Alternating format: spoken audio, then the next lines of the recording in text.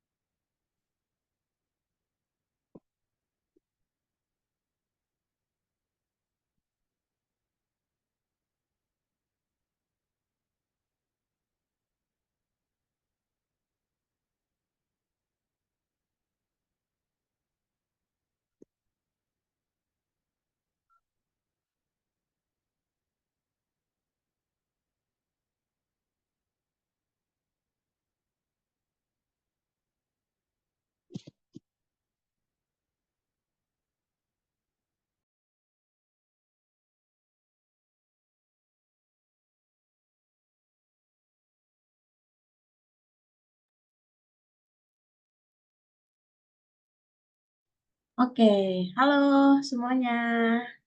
Halo teman-teman, selamat malam. Selamat datang di webinar kelas Eat Better bersama ahli gizi Kak Putri MJ. Sebelumnya, salam kenal semuanya. Aku Giviera, tim dari Bumi Anoma yang akan menjadi moderator untuk webinar kelas hari ini. Sebelum itu, aku mau mengucapkan terima kasih banget dan selamat datang untuk teman-teman yang sudah menghadiri webinar kelas hari ini. Dan aku mau sedikit info untuk teman-teman yang sudah ikut pre-order dan kemarin dapat link ebook Eat Better Part 1. Nah, hari ini untuk part 2-nya udah dikirim ya. Jadi nanti boleh dicek di emailnya masing-masing. Lalu untuk susunan acara hari ini ada pemberian materi dengan topik Rebuilding Your Relationship with Food dari Kak Putri, dan di sesi akhir nanti akan ada Q&A juga. Jadi buat teman-teman yang punya pertanyaan, boleh banget nanti ditanyakan di akhir materi ya. Dan sekarang ini kita udah bersama Kak Putri ya di sini. Halo Kak Putri. Oke, Kak Putri suaranya Terdengar jelas nggak? oke, udah aman. Aman ya? Aman, aman. Hai Kak Putri, cantik banget. Ini saya Kak baru Putri, pertama face to face ya kita. iya belum pernah ketemu. Kak Putri apa kabar? Alhamdulillah baik. Vivi apa kabar? Baik-baik, Alhamdulillah. Akhirnya nih kita yang ditunggu-tunggu ya webinar kelas bareng Kak Putri. Karena sejujurnya aku pun juga nunggu banget. Jadi kemarin selama pre-order Eat Better itu, aku pun juga menerapkan banyak banget materi dari Kak Putri. Dan aku juga sempat jadi kelinci percobaan untuk diet itu.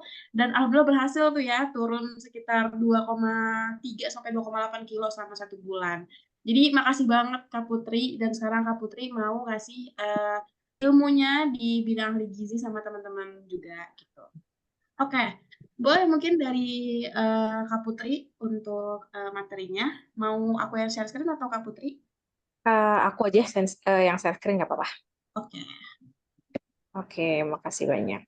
Vivi, bentar aku share screen dulu ya. oke, Hmm. Ya, udah kelihatan? udah kelihatan. Oke, bentar aku kecil. Assalamualaikum warahmatullahi wabarakatuh. Selamat malam teman-teman semua.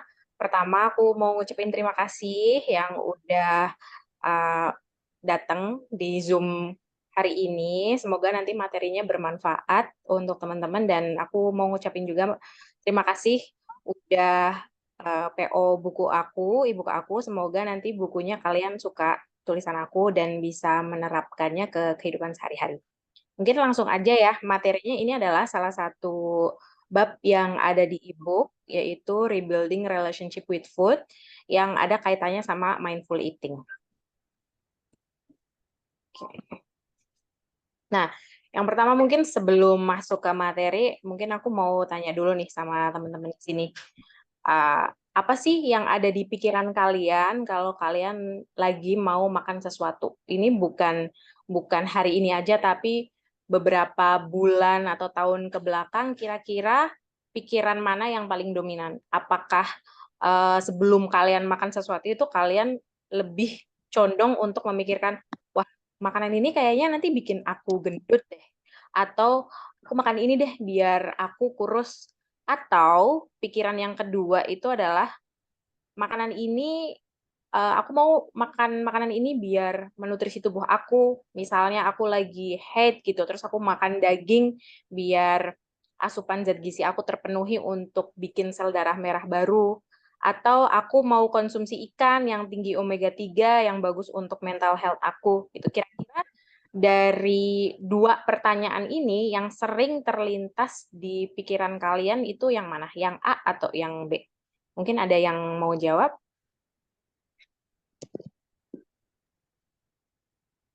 Ayo, dari teman-teman gimana?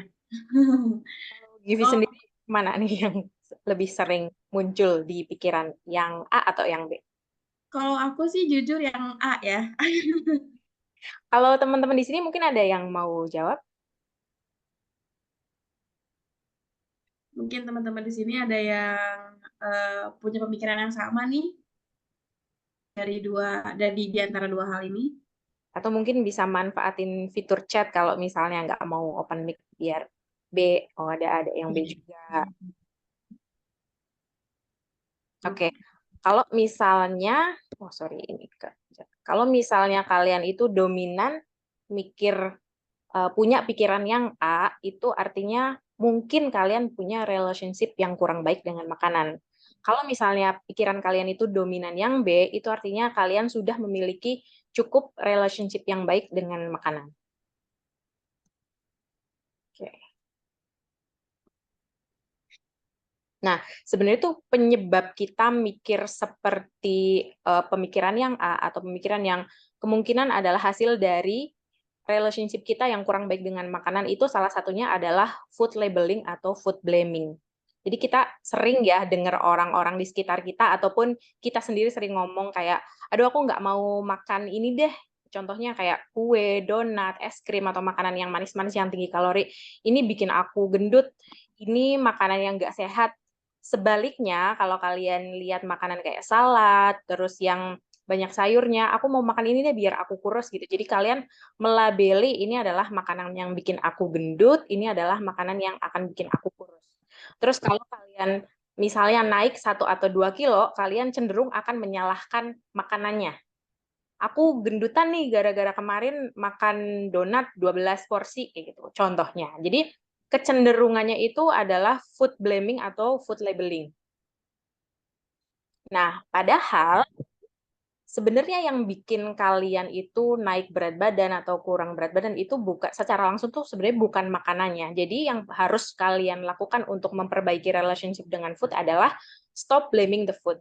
Jadi mulailah berpikir kalau yang bikin aku gemuk atau yang bikin aku kurus itu bukan makanannya, tapi adalah eating behavior kalian atau kebiasaan makan. Kebiasaan makan yang sudah terbentuk dan sudah dilakukan bukan dalam sehari atau 2 hari, tapi sudah berbulan-bulan dan bertahun-tahun. Dan juga aktivitas fisik kamu. Jadi, next time kalau misalnya kamu ngerasa berat badannya agak naik, jangan salahin makanan. Oh iya nih, aku kemarin berat badannya naik gara-gara makan ayam goreng. Tapi salahin eating behavior. Oh mungkin kemarin aku naik karena aku terlalu sering makan ayam goreng dengan porsi yang besar ya. Itu kan berbeda kan, yang satu nyalahin makanan, yang satu sadar kalau memang kenaikan berat badan itu akibat dari eating behavior, bukan dari makanan itu sendiri. Karena sebenarnya ayam goreng atau makanan yang tinggi kalori lainnya itu nggak salah kalau dimakan sesuai dengan porsi dan frekuensinya. Jadi cukup makan satu, jangan kayak makan 3 porsi ayam goreng dalam sekali makan kayak gitu. Jadi stop blaming the food. Kalau ketika kalian punya pemikiran seperti menyalahkan makanan, lebih baik kalian menanyakan beberapa pertanyaan ke diri kalian sendiri. Contohnya seperti, sudahkah aku makan sesuai dengan kebutuhan? Ataukah beberapa bulan terakhir ini aku cenderung makannya berlebihan atau lebih dari kebutuhan atau kurang dari kebutuhan? Atau apakah aku sudah bijak nih memilih jenis makanan, frekuensi dan juga jenisnya ya? Apakah aku lebih sering makan sayur-sayuran, makan dengan isi piringku dengan konsep gizi seimbang, atau aku malah justru lebih sering makan makanan yang tinggi kalori, makan makanan instan. Terus yang terakhir, sudahkah aku berolahraga rutin dalam beberapa bulan ke belakang gitu. Jadi ketika ada pikiran-pikiran untuk menyalahkan makanan, coba tanya 4 pertanyaan ini ke diri kalian. Nah, jadi yang untuk mengalihkan atau merubah pola pikir kalian terhadap food blaming itu adalah eating behavior dan physical activity. Inilah yang menyebabkan kenaikan berat badan atau penurunan berat badan ya, dimulai dari eating behavior dan juga physical activity. Eating behavior ini penyebabnya itu atau terbentuknya itu banyak penyebabnya. Mulai dari kecil biasanya. Kita mungkin dari kecil sering dibiasakan untuk coba kamu makan banyak protein biar cepet gede gitu, atau malah waktu kecil sering sering didapat asupan asupan kata-kata jangan makan ini nanti kamu gendut loh, jangan makan ini nanti kamu berat badannya naik drastis loh gitu, atau justru malah kata-kata yang lebih positif, ayo coba kamu makan contohnya minum susu biar cepet tinggi karena ada kandungan kalsiumnya kayak gitu. Jadi eating behavior itu dimulai dari kita kecil sebenarnya, dibentuk oleh lingkungan, terutama lingkungan rumah kita, bagaimana kita mempunyai relationship dengan makanan. Dan juga physical activity juga, kamu nggak akan tiba-tiba rajin olahraga dalam 1 hari 2 hari, tapi perlu menjalani kebiasaan yang berulang dengan konsisten. Jadi start dari diri sendiri dulu. Aku mau olahraga rutin seminggu 3 kali dan itu dilakukan dengan disiplin, bukan saat ada motivasi aja. Karena kalau motivasi itu bisa naik turun. Kayak hari ini ada motivasi, besok enggak. Tapi kalau disiplin mau ada motivasi atau enggak, itu kalian akan tetap olahraga. Jadi kadang itu motivasi itu bisa muncul ketika kamu disiplin, ketika kamu sudah terbiasa, ya motivasi itu akan mengikuti. Ketika kalian malas nggak ada motivasi untuk olahraga, mulai aja dulu. Nanti motivasi itu ngikut di belakang. Jadi harus lebih mementingkan kedisiplinan daripada nunggu ada motivasi. Nah, ini untuk yang punya relationship yang bagus dengan makanan, ini ada beberapa alasan kenapa kita itu suka makan atau mencintai makanan. Terutama makanan sehat ya, home cooking atau makanan yang dibeli di luar, tapi tetap proses masaknya itu proses masak tradisional ya, maksudnya bukan makanan pabrikan. Kalau misalnya kalian beli makanan di warteg kan itu juga mirip seperti masakan rumahan ya. Kenapa kita suka makanan atau kenapa kita mencintai suatu hidangan itu yang pertama karena kebutuhan gizi. Karena kan manusia pasti butuh zat gizi untuk tubuhnya. Yang kedua adalah kenikmatan atau rasa. Kita biasanya suka makanan karena makanan itu enak. Selain makanan itu enak, balik lagi ke yang pertama, itu juga karena kebutuhan gizi. Contohnya, aku suka makan daging sapi karena dia enak. Terus aku juga suka makan daging sapi saat aku menstruasi karena aku butuh zat besi untuk bikin sel darah merah. Jadi ada faktor rasa, juga ada faktor kebutuhan gizi. Terus yang tiga itu karena kebiasaan. Karena kebiasaan misalnya kalian terbiasa dari kecil udah sarapan, kalian nggak bisa nggak sarapan. Kalau misalnya mau berangkat kerja itu wajib sarapan itu karena kebiasaan dari kecil kalian memang sudah dibiasakan ada makanan di pagi hari untuk sarapan. Yang keempat ini kaitannya sama memori. Jadi kalian pasti punya kan yang namanya comfort food atau makanan yang ngingetin kalian sama rumah, mungkin makanan khas keluarga kalian.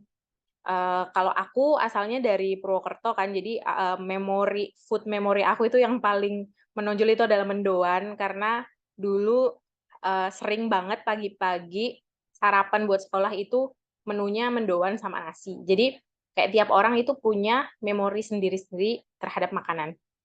Yang kelima itu adalah kaitannya sama selebrasi dan keenam itu budaya. Jadi contohnya selebrasi kalau Lebaran misalnya, kita kan punya ya makanan khas saat selebrasi Lebaran itu opor sama ketupat.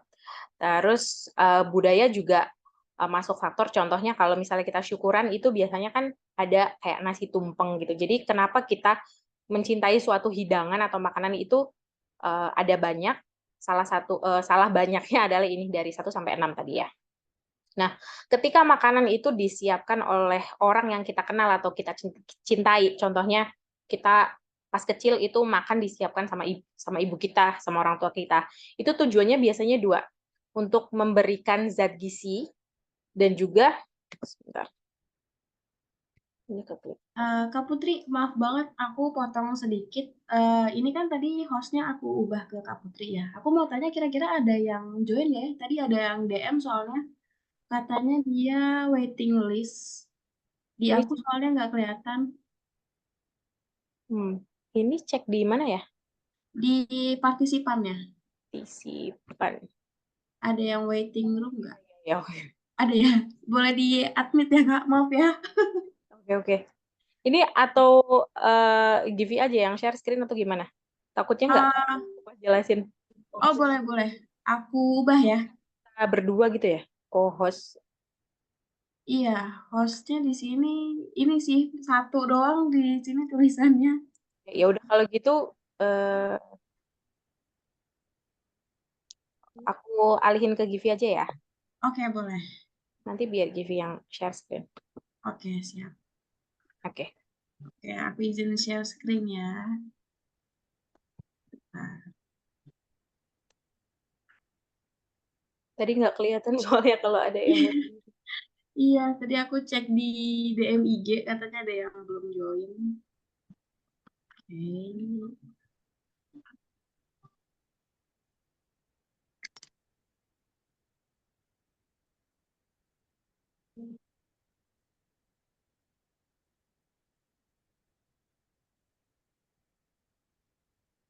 Tadi sampai Why We Love Foods ya. Iya. Udah muncul belum?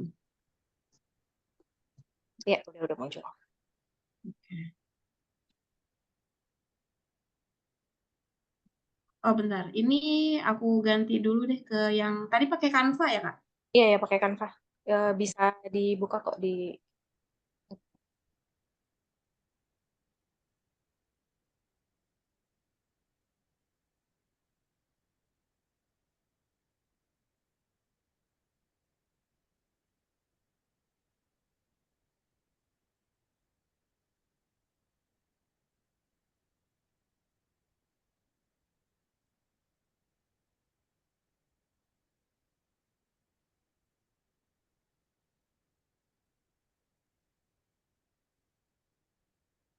Bentar ya, ini agak loading sedikit.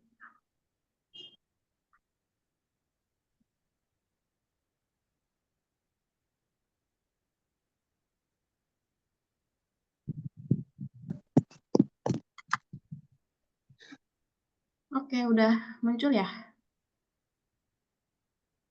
Ya, bisa di.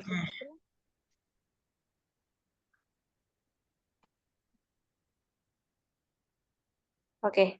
Oke, kita lanjutin ya. Terus datang juga buat teman-teman yang udah join, yang late join.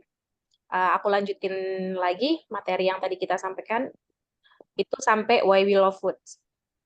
Nah, jadi ketika makanan itu disiapkan oleh orang yang kita atau orang yang kita kenal itu biasanya tujuannya itu dua, yaitu untuk memberikan zat gizi ke kita. Kayak pasti kalau ibu-ibu masak buat anaknya itu biar anaknya dapat zat gizi yang baik kan. Terus yang kedua adalah memberikan kenikmatan. Pasti untuk orang tua juga ingin memasakkan makanan yang enak untuk anak atau untuk keluarga. Jadi itu eh, biasanya tujuan utama ketika home cook disiapkan atau makanan yang dimasak di rumah. Next.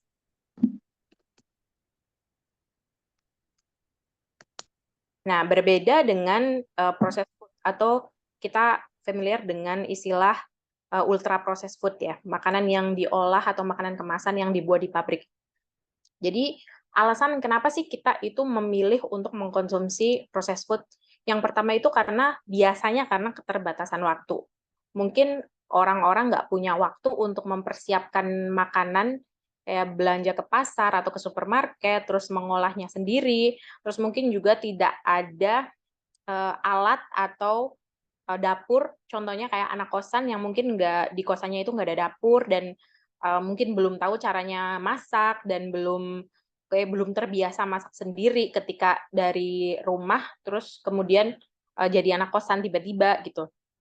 Yang kedua itu karena kenikmatan atau enjoyable taste. Biasanya itu makanan kemasan, contohnya kayak mie instan, itu kan pasti mereka eh, orang-orang itu suka sama rasanya itu pasti karena rasanya yang enak atau dia punya enjoyable taste gitu. Yang ketiga, praktis. Ultra processed food itu cenderung mudah untuk dimasak, terus praktis kayak nggak butuh waktu lama. Seperti kita tuh kayak harus belanja ke pasar, kemudian mau masak tuh juga harus mempersiapkan bumbu, motong-motong bawang, nyiapin beras, dicuci dulu baru dimasak, terus nyiapin lauknya. Itu kan kalau ultra processed food itu lebih praktis. Terus yang keempat itu ultra processed food itu awet dan tahan lama karena dia ada pengawet. Jadi buat anak-anak kosan mungkin atau ibu-ibu yang nggak punya waktu untuk memasak, yang mereka memilih ultra processed food pasti alasannya itu karena ada faktor awet atau tahan lama. Jadi kalau kita beli sayur kan pasti sehari dua hari udah busuk ya, apalagi kalau nggak ditaruh di kulkas. Dan untuk anak kosan mungkin yang nggak ada kulkas di kosnya itu nyimpen mie instan itu sangat awet, bahkan bisa sampai 1 tahun atau 2 tahun lebih itu nggak akan busuk gitu loh. Yang kelima yaitu murah. Mie instan itu harganya pasti di bawah 5.000 ya nggak sih? Biasanya kayak sekitar 2.000 atau 3.000 kalian udah bisa makan. Jadi itu beberapa alasan kenapa kita atau orang-orang itu cenderung memilih processed food. Nah, ketika makanan itu disiapkan oleh manufaktur atau pabrik atau kita bisa familiar dengan kata UPF atau ultra processed food, itu tujuannya biasanya dua. Berbeda dengan tujuan home cooking tadi ya untuk memberikan zat gizi ke keluarga dan juga menghadirkan rasa yang enak agar bisa dinikmati. Kalau ultra processed food itu tujuannya dua, untuk profit dan bagaimana customer akan loyal, itu akan kembali terus membeli dengan mendesain makanannya itu agar seenak mungkin, agar seadiktif mungkin. Jadi sebenarnya ultra processed food atau pabrik-pabrik itu enggak, pabrik-pabrik makanan itu enggak terlalu peduli sama kesehatan kalian, nggak terlalu peduli apakah makanan ini tuh mencukupi gizi kalian.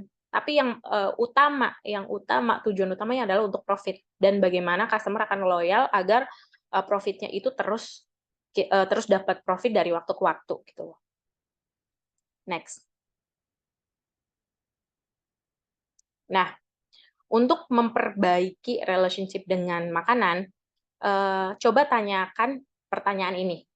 Jadi bayangkan hubungan kamu sama makanan itu seperti hubungan romantis atau hubungan persahabatan. Jadi contohnya aja disamain kayak hubungan yang romantis ya dengan pasangan kamu, pacar kamu atau calon suami contohnya. Ini juga ada pembahasan ini juga ada di e-book, nanti bisa dibaca dan ini di sini aku akan jelasin lebih detail ya. Yang pertama, apakah ini baik untuk aku? Contohnya kalau misalnya sama calon pacar atau calon suami itu kan pasti ini itu diganti dengan orangnya ya. Apakah orang ini tuh baik buat aku? Apakah sifat-sifatnya ini cocok sama aku? Apakah orang ini akan mendukung goals aku dalam jangka pendek dan jangka panjang? Yang kedua, apakah orang ini baik untuk hubungan jangka panjang? Apakah kalau misalnya aku menikah dengan orang ini atau aku bersahabat dengan orang ini untuk jangka panjang, apakah bisa memberikan dampak yang positif ke kehidupan, ke diri kita, atau justru sebaliknya, apakah orang ini hanya akan membawa dampak yang negatif apabila kita berdampingan dalam jangka waktu panjang. Nah, coba perlakukan makanan itu seperti kalian sedang menyeleksi pasangan atau teman gitu ya, seseorang yang akan kalian jadikan teman atau pasangan hidup dalam jangka panjang intinya. Apakah makanan ini tuh baik buat aku? Apakah baik untuk kesehatan aku? Terus seberapa dalam kalian mengenal makanan ini? Kayak kalau kalian mau berhubungan dengan seseorang kan pasti kalian harus kenal dulu kan karakternya itu seperti apa, yang dia suka itu seperti apa, sama dengan makanan. Apakah kalian tahu baik makanan ini, ingredients-nya apa aja, cara masaknya bagaimana, apakah kandungan gizinya itu bagus buat kesehatan kalian atau enggak. Intinya kalian kayak pahami dulu, kenal dengan baik dengan makanan itu dulu gitu loh. Karena kan makanan itu akan masuk ke mulut dan juga akan diproses di tubuh kamu gitu loh. Terus yang kedua, apakah makanan ini akan membawa dampak positif ke tubuh aku dalam jangka panjang? Gitu. Jadi kurang lebih coba perlakukan makanan, hubungan kalian dengan makanan itu kayak kalian mau menjalin hubungan spesial dengan seseorang. Jadi kalian harus benar-benar mengenal dan sehat nggak nih untuk jangka panjang. Tuh. Next.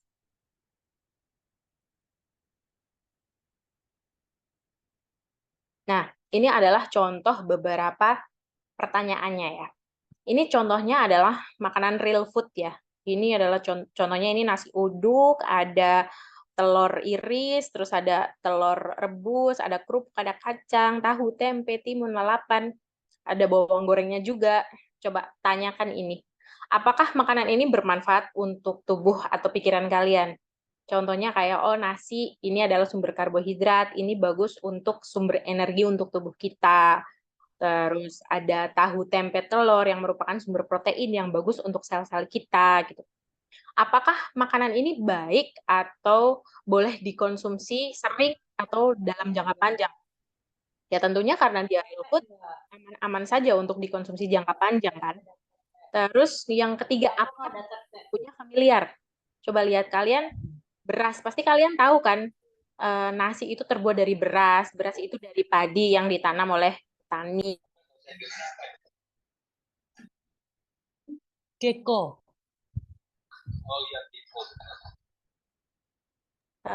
Cek, tadi ke mute ya. Ya, udah Kak Putri. Maaf tadi ini agak ada yang Teman-teman mohon maaf ya, ini ada beberapa yang aku mute ya, karena suaranya tadi masuk ke Kak Putri. Jadi tadi aku mute semua dulu. Oke, maaf ya Kak Putri, boleh lanjut Kak? Nggak apa-apa. Aku lanjutin ya. Iya, Sampai apakah kalian familiar sama bahan bakunya? Kan tahu tempe pasti kita familiar ya, terbuat dari kedelai yang juga itu merupakan sumber protein dari tanaman. Terus kacang, terus ada sambal juga yang asalnya itu dari cabai, bawang, timun juga dari sayuran fresh gitu. Jadi, oh, kita kenal nih, kenal baik dengan bahan bakunya. Sama kan kayak ya, pertanyaan yang kalau misalnya kita mau memilih pasangan itu kita kenal baik nggak dengan karakternya, asalnya dari mana gitu. Terus dari mana asal bahan bakunya ini kan sama ya kayak tadi beras itu asalnya dari padi yang mungkin padinya berasnya mungkin beras lokal atau beras beras impor gitu loh. Jadi kita tuh benar-benar familiar sama bahan bakunya. Terus yang kelima, siapa yang mengolah bahan bakunya? Apakah ibu kita sendiri atau mungkin warung depan yang mengolah dengan cara dimasak yang apalagi kalau makanan rumahan kan kita ngelihat sendiri atau mungkin kalau kita yang bikin sendiri itu kita benar-benar tahu prosesnya dari bahan mentah sampai bahan jadi gitu. Jadi seberapa baik kalian mengenal makanan itu sebelum kalian memutuskan untuk mengkonsumsinya. Next. Dan ini nggak berlaku untuk makanan sehat aja ya, tapi semua jenis makanan. Next time kalau kalian jajan atau beli makanan kemasan, coba tanyakan hal yang sama. Apakah manfaat makanan ini baik? Apa manfaatnya untuk tubuh dan untuk pikiran kalian? Kalau misalnya kalian, oh es krim ini bermanfaat nih untuk pikiran aku karena aku lagi stres gitu contohnya aku lagi PMS, tapi kalian harus perhatikan porsinya juga gitu loh. Oh makan es krim ya wajarnya 1 scoop gitu. Terus apakah baik dikonsumsi sering atau jangka panjang? Contoh mie instan, apakah dia hanya boleh dikonsumsi sesekali atau lebih baik dihindari atau aman-aman aja dikonsumsi jangka panjang? Terus yang ketiga, apakah bahan bakunya familiar? Nah, ini penting nih, kalian next time kalau kalian beli makanan kemasan atau beli jajan di luar, coba tanyakan pertanyaan ini, yang dari 3 sampai 5. Bahan bakunya familiar nggak? Mungkin kalau kalian lihat ingredients list-nya masih familiar, kayak, oh komposisi pertamanya itu tepung. Tapi coba baca sampai bawah. Mungkin kalian akan menemukan bahan baku yang kalian nggak familiar, bahkan susah untuk diucapkan. Contohnya mungkin ada bahan pengawet yang namanya natrium benzoat atau mononatrium glutamat, itu penyedap rasa. Jadi apakah kalian familiar sama bahan bakunya? Kalian bisa membayangkan nggak kalau contohnya kayak nasi kan kalian bisa membayangkan nasi sebelum jadi nasi itu adalah beras, sebelum beras itu dia adalah pohonnya itu padi gitu loh. Coba bahan-bahan bakunya, kalian familiar nggak dan bisa membayangkan nggak itu bentuknya seperti apa? Ini untuk menilai seberapa tahu atau seberapa kenal kamu dengan makanan ini. Terus dari mana asalnya? Ini sama ya kayak padi tadi, tepung. Itu kira-kira dari mana asalnya? Apakah dibuat dari Indonesia atau di luar? Terus bahan baku yang namanya mungkin aneh-aneh, kalian tahu nggak itu asalnya dari mana atau terbuat dari apa itu? Terus yang kelima, siapa yang mengolah bahan bakunya? Kalau ini udah bisa dijawab ya kalau contoh makanan rumahan kayak tadi itu paling ya bisa kalian temui di rumah atau di warung makan yang diolah dengan cara tradisional atau masak kayak biasa. Tapi kalau misalnya makanan kemasan kayak gini, siapa yang mengolah bahan bakunya? Itu pasti lebih dari satu perusahaan. Jadi contohnya mie ya, dari tepung, dari gandum, dia digiling dulu jadi tepung, mungkin di pabrik tepung, kemudian dibawa ke pabrik mie, jadi kan udah melewati 2 pabrik atau 2 proses pengolahan. Nggak kayak nasi uduk tadi yang cuma diolah di dapur aja. Belum bahan-bahan lainnya. Karena mie kan ada banyak tuh ya bahannya, ada tepung untuk mie, terus mungkin ada penyedap rasa, ada ekstrak bumbu, ekstrak ayam atau ekstrak kaldu yang kita nggak bisa semua kita itu bayangkan cara mengolah bahan bakunya itu seperti apa gitu loh. Next.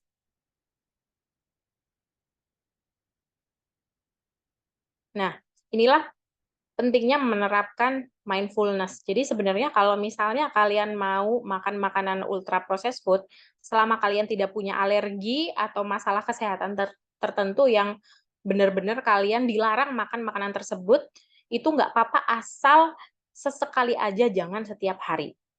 Nah, caranya gimana menentukan apakah makanan ini tuh boleh dimakan setiap hari atau lebih baik jarang-jarang atau dihindari, itu selain dengan mempertanyakan pertanyaan yang tadi, itu juga mempraktekkan mindfulness atau kesadaran. Yaitu maksudnya mindfulness itu adalah menyadari penuh perilaku makan atau eating behavior kita.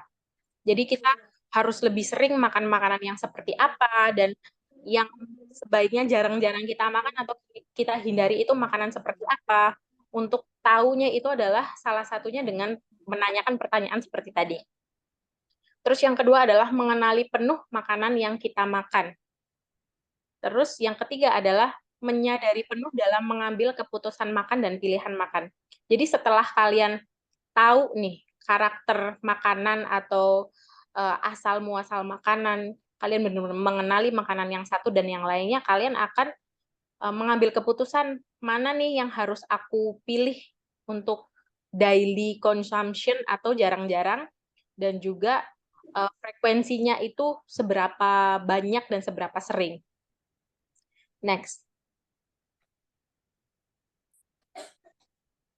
Nah, ini adalah beberapa tips mindful eating yang ada juga di e-book. Nanti bisa dibaca di bab yang agak di bawah-bawah ya tentang mindful eating. Yang pertama adalah aware atau pay attention, atau sadari atau kenali apa yang kamu makan.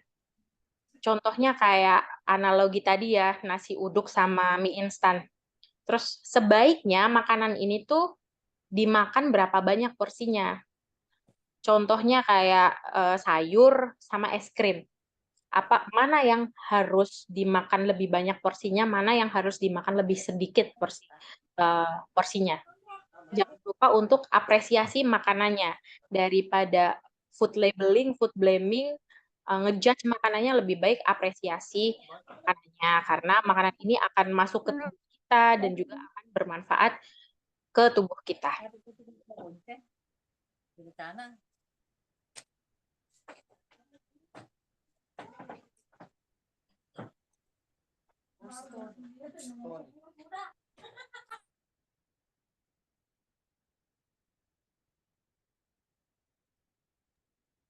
Ini boleh aku next ya, Kak? Iya ya, boleh di next. Nah, yang kedua adalah in the moment.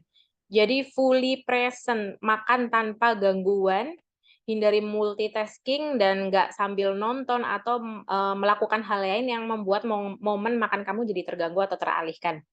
Kalau kita makan tuh bener-bener fully present in the moment ya, bener-bener kalau makan ya udah kita fokus makan aja.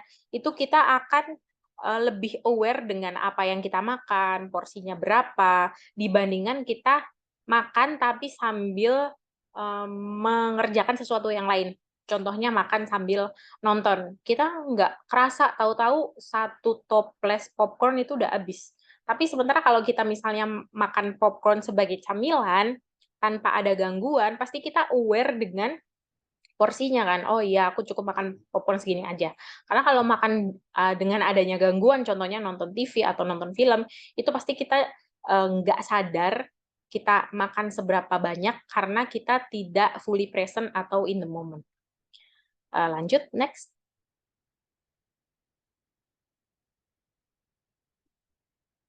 Nah, yang kedua adalah savor, atau kita harus menikmati proses makan makanan tersebut. Terus kita harus benar-benar kayak menikmati dari segi rasa, aroma, dan juga teksturnya. Jadi menikmati makanan itu bisa makanan jenis apapun ya. Contohnya kalian mau makan pizza, ya kalian benar-benar menikmati makan pizza itu dan sesuai porsi. Ya udah satu slice aja. Karena gini, kamu misalnya contoh makan pizza atau contoh gampangnya makan coklat ya. Kalian makan pizza satu potong, itu kan rasanya enak. Tapi kalau kalian ngabisin satu box pizza yang isinya katakanlah 8 slice itu, slice kedua, slice ketiga kan rasanya sama aja. Nggak akan tambah enak dengan kalian makan porsi yang lebih banyak gitu loh.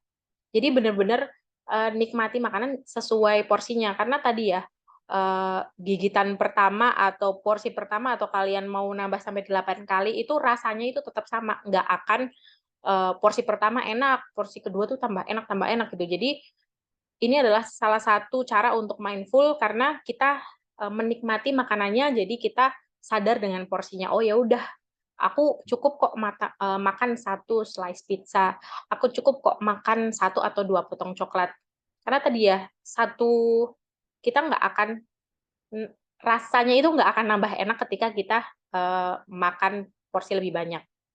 Dan juga dengan kita menikmati proses makan ini, kita akan terhindar dari binge eating atau kita makan makan berlebih. Itu sebenarnya contoh salah satu dari gejala eating disorder ya. Binge eating adalah ketika kita kayak makan secara berlebihan, kayak yang kita kejar itu kenyangnya. Jadi kita melupakan proses menikmati makanan itu. Jadi kayak contohnya nih, kayak kalau kita puasa, habis itu buka puasa kan kadang kita tuh suka, orang-orang kan kadang banyak ya yang buka puasa habis itu kayak makan semua yang ada gitu.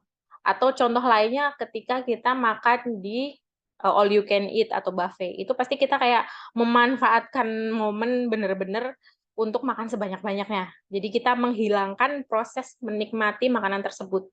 Jadi itu akan memicu overeating ketika kita menghilangkan proses ini. Next. Nah, yang keempat ini adalah observe, yaitu kita harus benar-benar mengenali respon tubuh.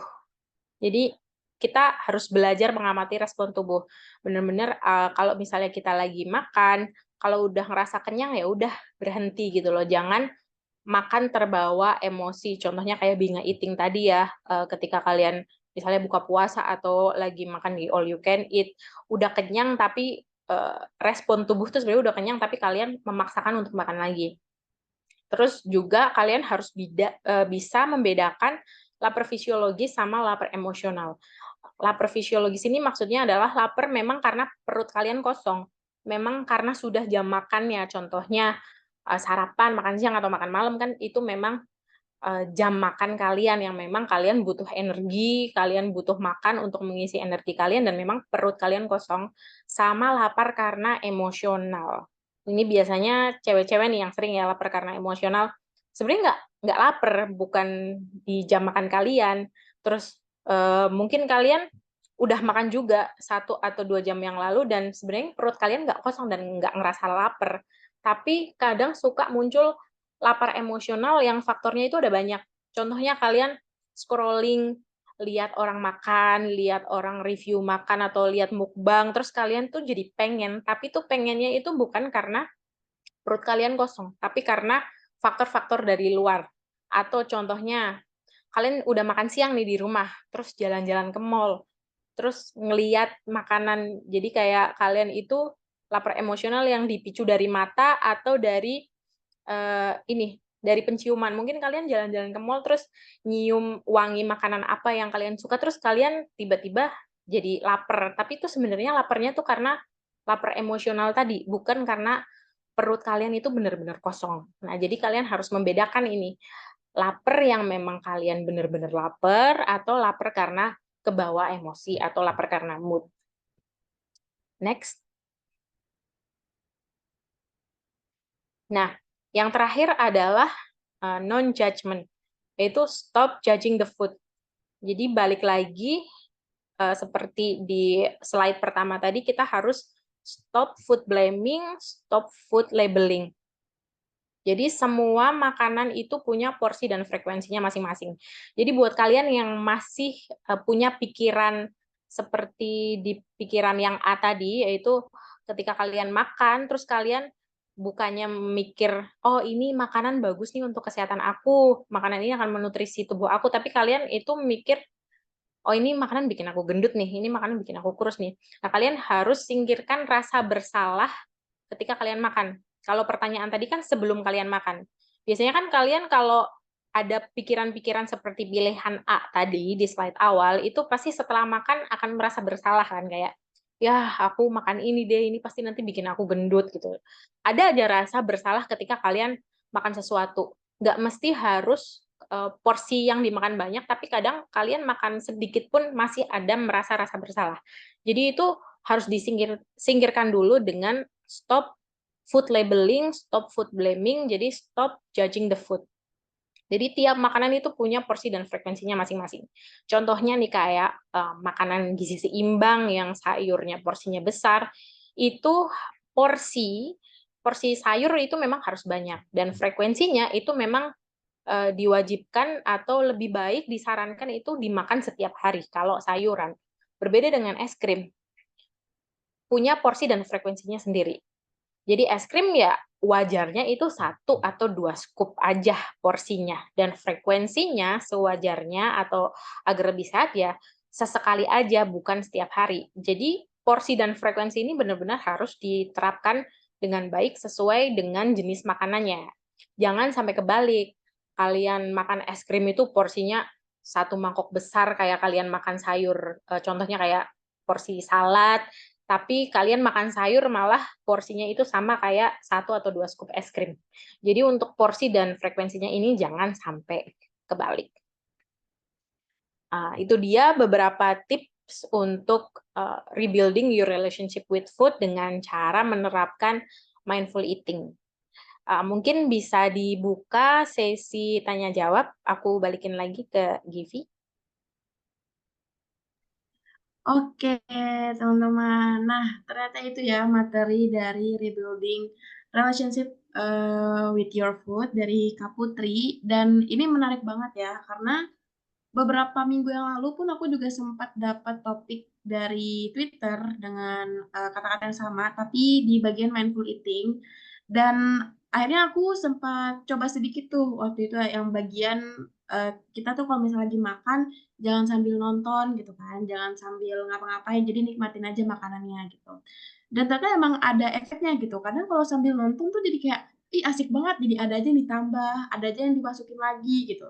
Kayak tadi nih yang tadinya makan nasi pakai sambal udah cukup, jadi nambah lagi deh karena saking nurutin ini kan, nurutin egonya gitu.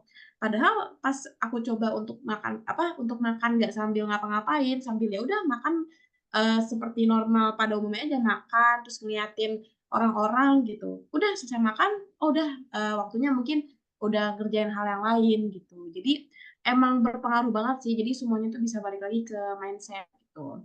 Nah, mungkin teman-teman di sini ada yang punya pertanyaan soal seputar makanan atau seputar diet, boleh banget, langsung dinyalain aja suaranya atau, boleh juga di via chat ya, jadi nanti aku bacain pertanyaannya.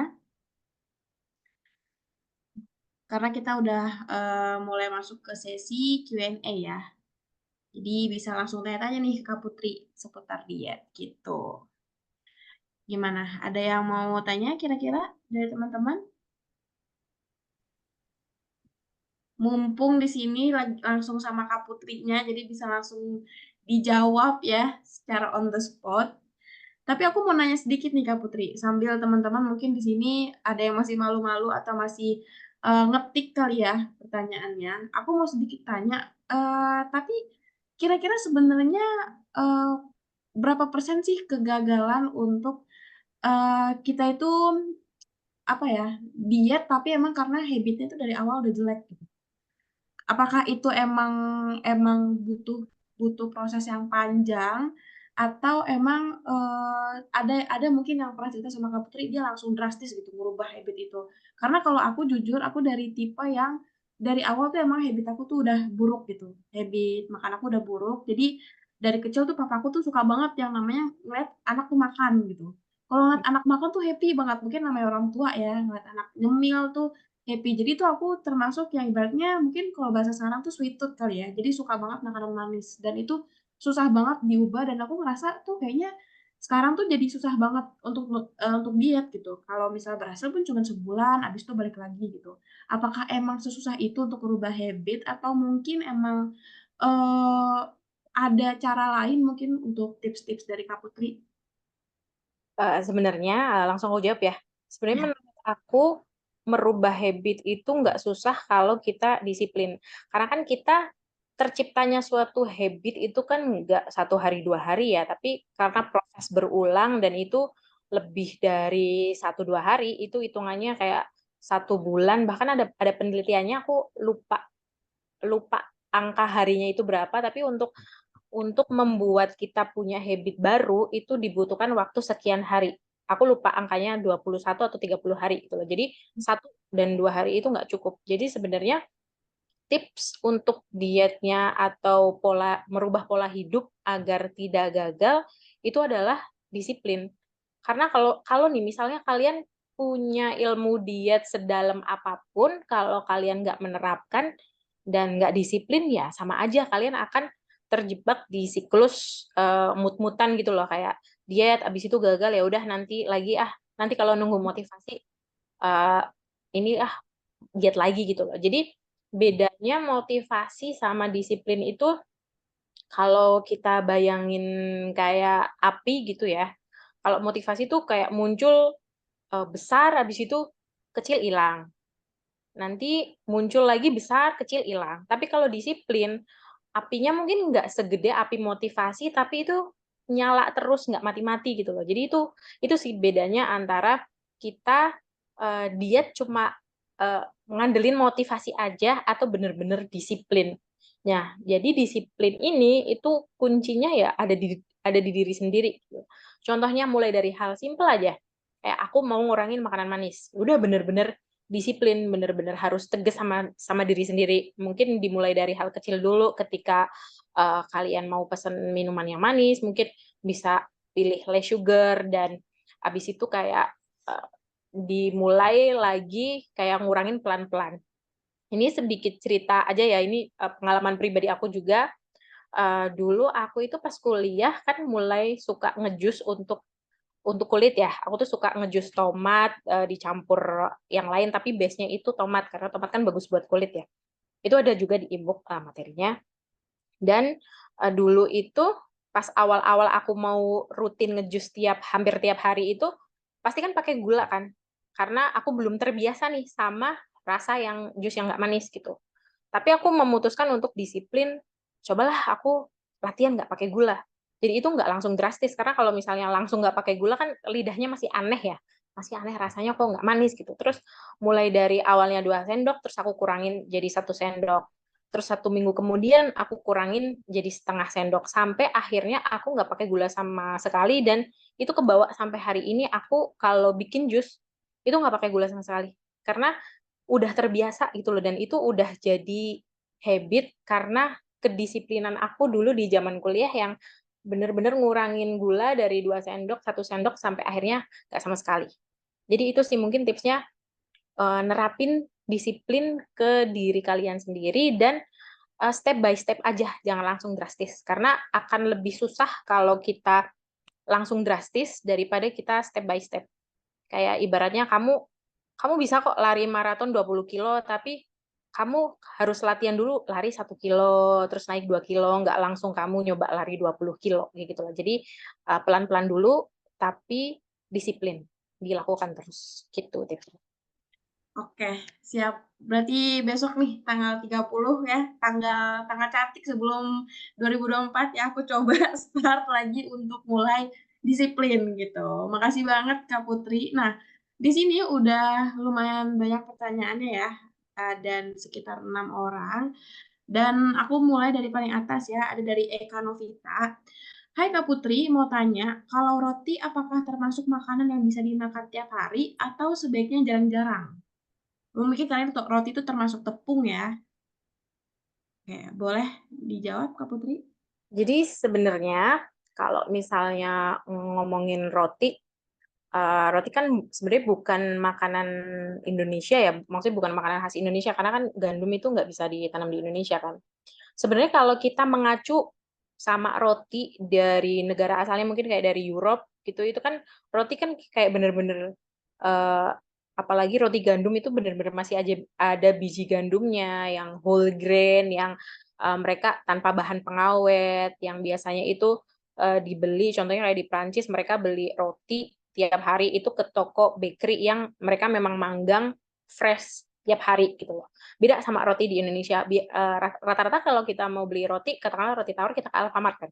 Alfamart atau Indomaret kita beli roti tawar, roti kemasan yang kalau kita lihat ingredients-nya itu ada gandum, eh, gandum atau tepung, telur, terus pengawet dan yang lain-lainnya. Jadi kalau menurut aku pribadi, sebaiknya eh, jarang-jarang kita makan atau sesekali aja kalau pengen. Toh di Indonesia itu banyak sumber karbohidrat lainnya yang lokal dan juga lebih bernutrisi selain nasi ya. Kita punya jagung, terus punya ubi. Ubi kita juga punya macam-macam kan, ada singkong, terus ubi yang warnanya ungu, ubi yang warnanya oranye, yang warnanya kuning. Itu lebih tinggi zat gizinya, terus dia real food juga, lebih tinggi antioksidan, lebih tinggi serat daripada roti gitu. Jadi menurut aku pribadi kalau roti untuk di Indonesia ya sebaiknya jadi makanan snack atau yang sesekali aja dimakan, jangan dijadikan karbohidrat pokok yang kita konsumsi sehari-hari gitu. Oke, terima kasih Kak Putri.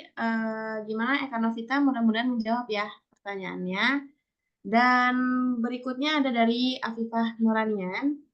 Hai Kak, aku tertarik di part emotional eating. Gimana ya caranya mengatasi emotional eating seperti saat sedang stres atau saat menjelang menstruasi? Apakah ada tips untuk mengatasi atau mengalihkannya? Thank you. Oke, ini kayaknya relate banget sama banyak orang ya, karena aku sendiri pun kadang masih emotional eating, terutama saat menstruasi. Tapi memang memang nggak setiap hari yang emotional eating ya. Jadi yang pertama itu tipsnya tadi ya, kayak mengenali kalau ini itu adalah emotional eating, bukan bukan lapar karena perut kosong, tapi kayak lapar emosional, kayak kita craving makanan tertentu. Contohnya kan kalau kita lagi mens atau lagi bete, kadang tuh craving makanan yang manis. Kita bisa menerapkan porsi dan frekuensi tadi.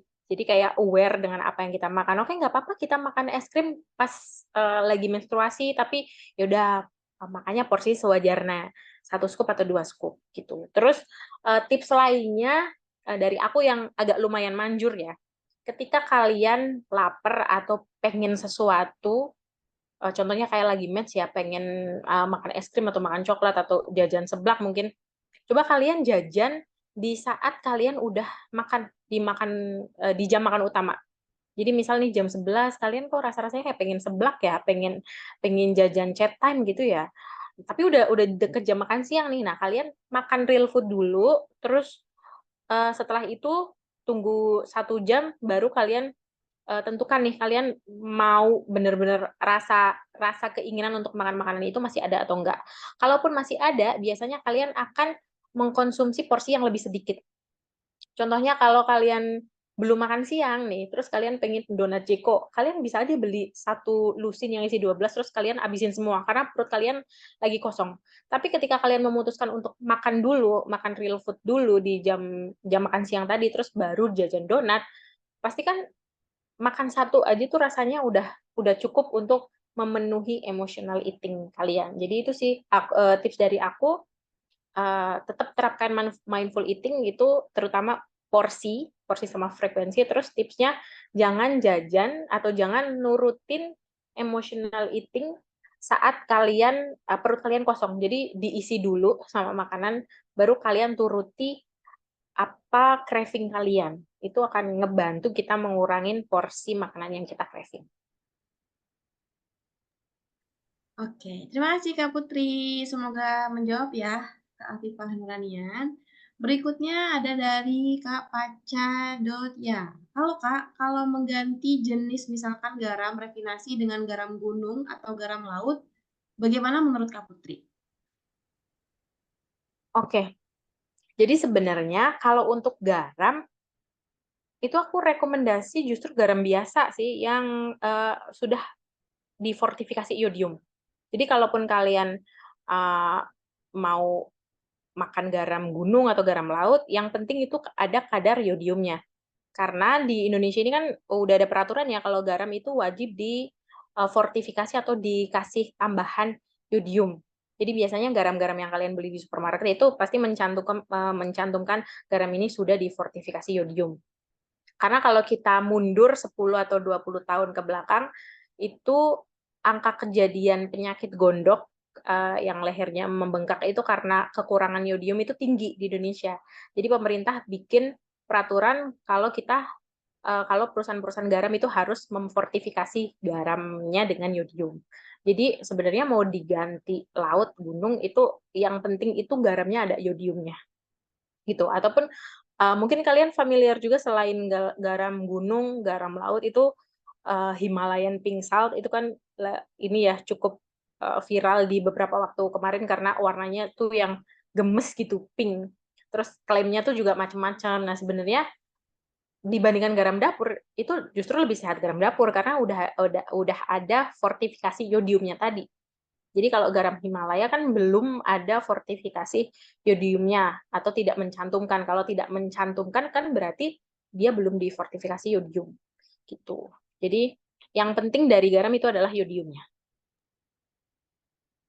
Oke, terima kasih Kak Putri. Semoga menjawab Kak Paca. Berikutnya dari Kak Indriani. Halo Kak Putri, aku mau tanya kenapa setiap kali ingin memulai pola hidup sehat selalu aja terbesit rasa ingin ngemil makanan ini itu. Tapi kalau nggak di riset, mindset mau diet biasa aja gitu Kak, nggak kepengen apa-apa. Gimana kalau mau diet? Oh, Hmm, aku mau diet tapi justru malah kepengen banyak makan iya, ini. Tapi kalau biasa aja, oh, oke oke oke. Nah, ini mungkin eh, ada beberapa yang mungkin kamu perlu evaluasi ya. Nah, ini kalau misalnya kamu memutuskan untuk diet, apakah diet kamu itu sangat ketat atau membatasi beberapa makanan tertentu, terus jadinya kamu kayak pengen ngemil. Karena itu bisa aja terjadi rasa keinginan ngemil itu bisa terjadi ketika kamu itu terlalu membatasi pola makan kamu. Jadi diet tapi yang terlalu mengurangi porsi makanan kamu gitu loh. Yang terlalu berlebihan. Kan kalau misalnya kita ngitung contohnya kita kebutuhannya 2000 kalori itu idealnya untuk mengurangi berat badan itu cukup mengurangi 300 sampai 500 kalori per hari. Di bawah itu nggak disarankan karena kan terlalu defisit juga nggak baik. Kita bisa memicu craving makanan tertentu. Contohnya kalau kita craving makanan yang asin-asin, itu bisa bisa jadi karena kita kekurangan mineral. Kita kekurangan mineral dari makanan-makanan sehat gitu loh. Atau mungkin craving yang lainnya kayak kita mungkin craving makanan manis itu penyebabnya banyak sih. Bisa jadi salah satunya kita kayak lagi stres jadi kita butuh makanan yang manis untuk meningkatkan mood atau justru kita kayak kekurangan karbohidrat itu juga bisa bikin kita craving sesuatu yang manis karena kayak tubuh kita ngasih sinyal kita kurang karbohidrat nih gitu loh. Jadi mungkin yang perlu dievaluasi itu pola hidup yang diet seperti apa dulu yang kamu jalani sampai kamu kayak craving makanan ini itu gitu. Sementara kalau kamu nggak nggak memutuskan untuk diet itu kok biasa aja gitu. Jadi mungkin itu ya yang perlu dievaluasi dari uh, kamu menjalankan dietnya itu seperti apa gitu. oke. Semoga menjawab Kak Indriani. Dan ini ada 3 pertanyaan terakhir. Ada dari Kak Meilani Syariah. Kak, aku mau tanya karena aku masih di jalan, jadi via chat ya Kak, mohon maaf. It's okay. Ada cara mudah nggak sih Kak untuk paham belajar isi kandungan atau bahan yang digunakan produk tersebut baik atau tidaknya untuk kita? Terkadang kita beli makanan kurang aware sama isi kandungannya. Terima kasih.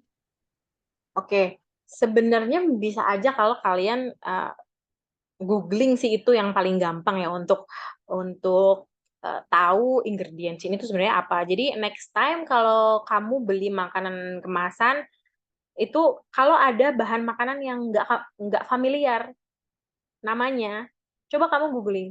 Itu biasanya ketemu jawabannya kayak oh ternyata ini adalah penstabil, ini adalah pengental, ini adalah pengawet, ini adalah penyedap rasa. Nah, itu memang bukan pengetahuan umum ya. Biasanya yang tahu itu orang farmasi atau orang R&D atau food production.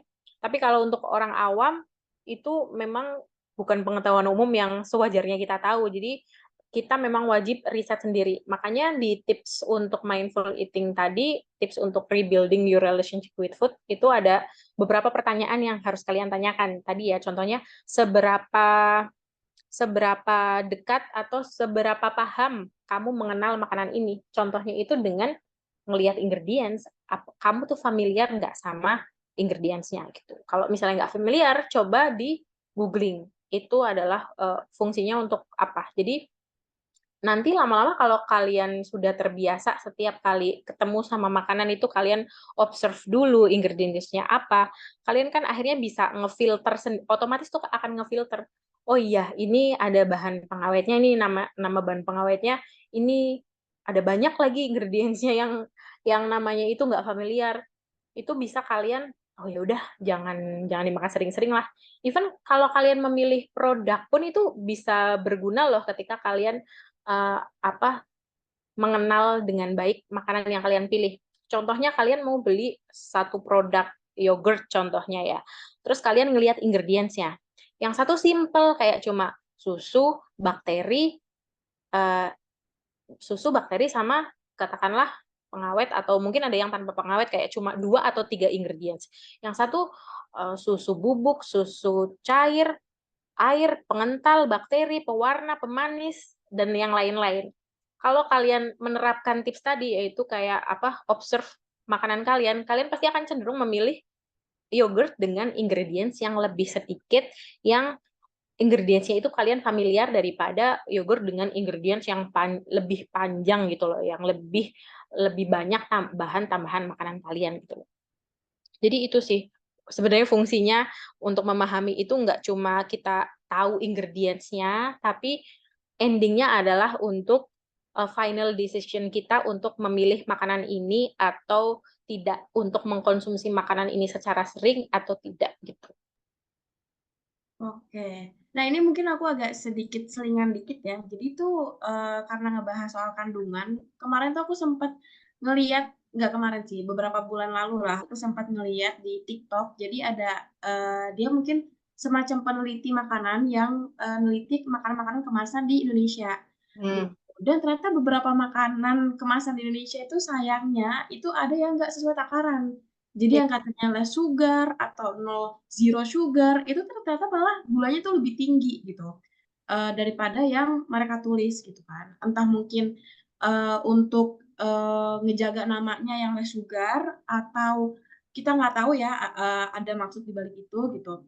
Dan karena saat itu aku juga emang lagi proses diet, challenge dari Kak Putri ya, jadi pas aku pengen beli itu, pas aku pengen beli dan aku ngeliat konten TikTok itu, aku jadi bingung sendiri kan, kayak, "Aduh gimana ya, tapi konten TikTok ini kayaknya akurat," gitu kan, tapi aku juga pengen gitu. Nah, tipsnya waktu itu aku adalah tidak membeli. Jadi, ya udah, daripada aku bingung sendiri, udah deh mending nggak usah beli gitu, mending udah ganti aja pisang atau original food. Sekarang kan juga lagi banyak tuh tiktokers yang edukasi kayak, udah kita makan yang original food aja, yang buah asli gitu kan, sayur asli gitu, daripada kita makan kemasan tapi kita sendiri bingung karena, beberapa makanan tuh sekarang ternyata ada yang nggak akurat takarannya gitu. Itu sih, itu aku agak sedikit nimbrung aja dari pertanyaan ini karena aku tadi jadi kepikiran. Oke, mudah-mudahan menjawab ya Kak Melani Syariah. Berikutnya kita, ada pertanyaan dari Kak Maria. Halo malam Kak Putri, aku mau nanya, kalau kita sedang menstruasi, biasanya kan nafsu makanan meningkat. Frekuensi dan porsi makanan lebih banyak dari yang biasanya. Dan biasanya kalau udah seperti itu, pasti ada perasaan guilty setelah makan. Gimana caranya bisa tetap menerapkan mindful eating yang salah satu poinnya non-judgment? Thank you, Kak. Oh, ini tadi pertanyaan sama-sama ya, kayak pertanyaan sebelumnya. Boleh dari Kak Putri?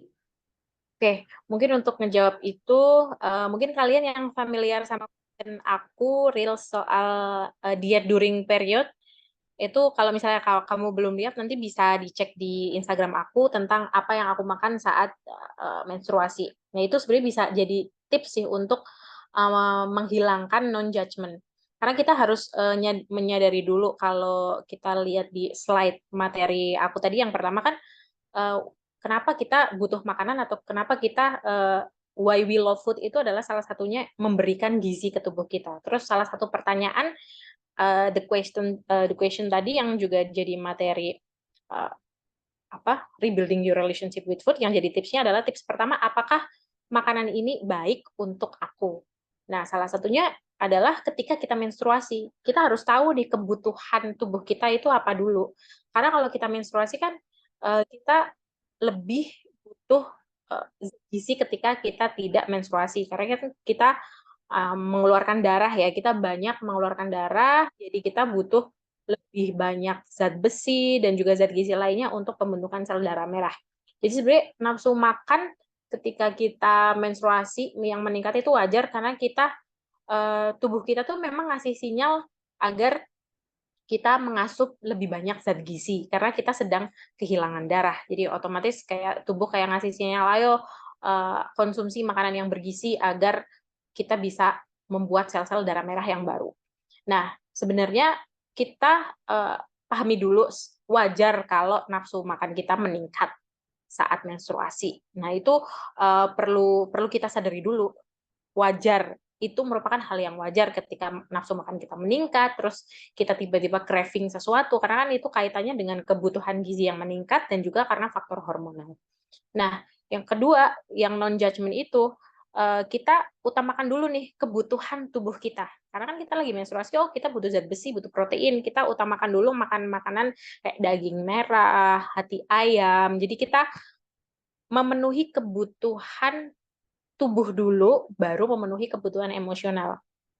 Jadi kalau misalnya kamu mens, kamu makan rendang, makan sate, sate padang, makan steak, itu nggak apa-apa. Kamu nggak perlu ngerasa bersalah karena memang tubuh kamu lagi butuh protein tinggi dari makanan yang berdaging-daging gitu loh.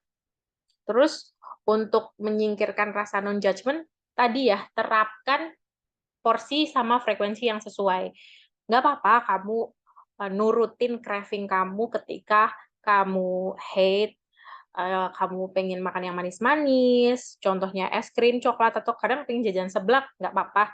Yang penting itu tidak dimakan setiap hari. Dan juga porsinya sesuai. Kayak makan es krim ya sewajarnya, 1 atau 2 scoop. Terus tadi ya, contohnya kayak donat, ya udah sewajarnya aja, satu satu atau 2 donat cukup ketika kamu lagi craving makanan yang manis. Terus jangan makan makanan yang kamu cravingin, kayak makanan hiburan gitu loh, yang manis-manis, yang tinggi gula, tinggi kalori, saat perut kamu kosong. Jadi balik lagi ya ke tips yang tadi aku juga udah sampein. Kalau kamu pengen ngemil sesuatu yang makanan itu tinggi gula, tinggi lemak, tinggi kalori, itu jangan pas perut kamu kosong. Jadi utamakan makanan untuk tubuhmu dulu, untuk fungsi tubuh kamu dulu, baru setelah itu uh, makan makanan yang memenuhi emosional, kebutuhan emosional kamu gitu. Oke, semoga Oke. menjawab ya. Ya, terima kasih Kak Putri. Semoga menjawab Kak Maria. Dan ini ada pertanyaan terakhir dari Kak Krista FW. Halo Kak Putri, jujur aku excited banget dengan buku yang Kakak buat, especially resep-resepnya. Kira-kira ada tips nggak Kak untuk yang sedang hamil? Kedua, aku tertarik untuk membuat menu-menu sehat untuk suamiku. Kira-kira untuk kebutuhan kalorinya dari karbo, protein, dan seratnya gimana ya Kak? Boleh dikasih contoh?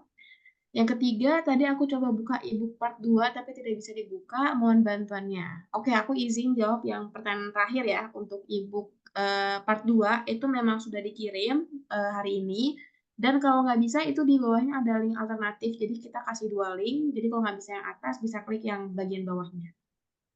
Oke, boleh untuk pertanyaan yang tadi, boleh jawab oleh Kak Putri. Oke, yang pertama tips dan resep untuk yang sedang hamil ya. Ya. Jadi kalau ibu hamil itu kebutuhan kalorinya beda ya sama wanita yang sedang tidak hamil.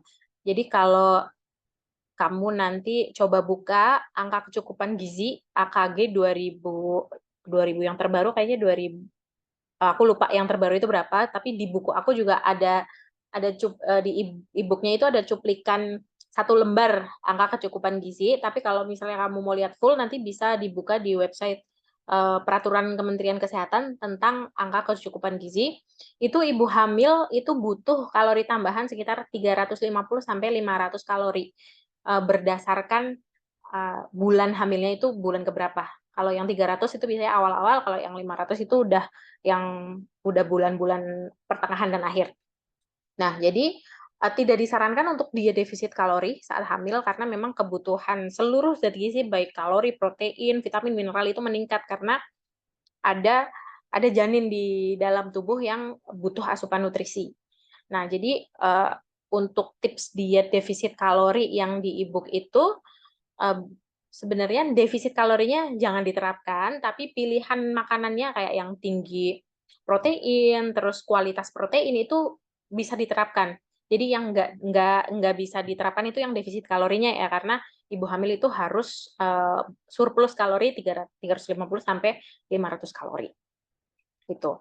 Terus kalau untuk makanan-makanan yang dibutuhkan ya yang tinggi protein, tinggi kalsium, tinggi vitamin D, aku saranin banget sih kalau misalnya doyan hati ayam, itu banyak makan hati ayam, karena kan hati ayam itu sumber vitamin sama mineral yang tinggi gitu. Jadi vitamin larut lemak itu biasanya disimpan di hati hewan. Jadi kamu bisa dapat vitamin A, kamu bisa dapat zat besi, terus mineral-mineral yang lainnya itu tinggi banget di hati ayam. Gitu. Terus tips sehat yang kedua tertarik untuk menu sehat buat suami ya. Kebutuhan kalori dan juga yang lainnya itu di e-book juga ada cara ngitung kebutuhan kalori secara manual pakai rumus atau bisa juga kalau misalnya nggak mau ribet itu banyak aplikasi dan website untuk menghitung kalori sesuai dengan usia, jenis kelamin, tinggi badan, berat badan itu beda semua ya, terutama kalorinya itu bisa dihitung secara manual ataupun dengan kalkulator di aplikasi atau website. Jadi kalau di aplikasi atau website itu bisa kayak dipecah lagi jadi proteinnya berapa, karbohidratnya berapa, terus lemaknya berapa. Dan kalau untuk serat itu di Indonesia sendiri di AKG itu sekitar 25 sampai 30 gram per hari disarankan untuk orang dewasa. Jadi semua kebutuhan zat gizi itu bisa dilihat di angka kecukupan gizi di peraturan Kementerian Kesehatan. Itu bisa di-googling dan bisa di-download. Cuplikan atau kayak lembar pertama yang penting itu juga ada di e-book. Tapi kalau mau lihat full versinya, lebih baik download aja di website Kementerian Kesehatan. Oke, kalau kayak gitu. Semoga menjawab pertanyaannya dari Kak Krista. Dan pertanyaan dari Kak Krista tadi adalah pertanyaan terakhir untuk sesi webinar kelas hari ini. Aku mau ngucapin terima kasih banget untuk Kak Putri udah meluangkan waktunya malam ini bareng kita semua. Dan juga untuk teman-teman yang udah berkenan hadir di webinar kelas hari ini. Dan tadi juga ada beberapa teman yang titip salam sama Kak Putri via DM. Katanya nanti mungkin minta recordingnya aja karena nggak sempat datang gitu kan. Jadi tadi ini recordingnya bakal aku simpan dan nanti mungkin di minggu depan akan aku kirim ke email teman-teman. Nah, teman-teman, aku juga mau kasih info sedikit. Mungkin ini juga sedikit kabar baik ya. Aku spoiler dikit untuk teman-teman di sini. Spesial untuk teman-teman yang ada di sini karena di tahun 2024 yang Eat Better yang tadinya e-book itu mungkin akan terbit jadi buku fisik gitu. Tapi untuk bulannya mungkin nanti akan dikonfirmasi lagi, akan dipersiapkan lagi. Jadi buat teman-teman yang pengen baca tentang Eat Better lebih detail, terus seputar gizi juga atau mindful eating itu nanti bisa pantau info-infonya di Instagram Kak Putri MJ atau di Bumi Anoma. Sekali lagi terima kasih Kak Putri dan teman-teman semua. Aku Giviera dari tim Lovable dari penerbit Bumi Anoma mengucapkan terima kasih banyak sekali lagi dan semoga ilmu webinar kelas hari ini bermanfaat. Mungkin dari Kak Putri ada yang mau disampaikan? Aku juga mau ngucapin terima kasih untuk Givi dan juga dari tim Bumi Anoma dan juga teman-teman yang sudah hadir di sini. Semoga ilmu yang aku sampaikan bisa bermanfaat dan semoga kalian suka sama tulisan aku di buku Eat Better ya. Sekali lagi aku ucapkan terima kasih. Semoga sehat selalu dan selamat malam. Amin amin. Selamat malam teman-teman semua, selamat istirahat. Bye-bye. Bye.